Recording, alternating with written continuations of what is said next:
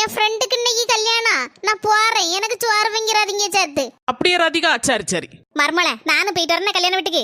சரிங்க தே. அப்ப எனக்கு மட்டும் தான் சோறு வாங்கிக்கிடுதேன். ரசமும் முட்டை அவியலும் வைக்கணும்னு நினைச்சிட்டு இருந்தேன். இவ 2 பேரும் கல்யாண வீட்டுக்கு போறாவளா? பாட்டு பாட்டு பாட்டு. நாக்குக்கு ருசியா நல்லதா ஏதாவது செய்து திங்கணும். என்ன ஒரு நல்ல வாசனை. எம்மா பொரோஸ்ல இருந்து அந்த வாசனை வருதுன்னு நினைக்கேன். வாமா போய் பாப்போம். என்ன ராதிகா கல்யாண வீட்டுக்கு போலியா? இங்க வந்து நிக்க. அது இருக்கட்டா, நீ கோழி குழம்பா கொதிக்கி. ஆமா ராதிகா, நீங்க கல்யாண வீட்டுல சாப்பிடுதேன்னு சொல்லிட்டியோ. சரி, எனக்கும் நாக்கு ருசியா சாப்பிடணும்ல, அதனால ஒரு கோழியை வாங்கி குழம்பு வச்சுட்டேன். ஆமா, உன் உயிர் தோழிக்கு கல்யாணம் எல்லாம் போகலையா? என்ன சொன்னியா? உயிர் தோழியா?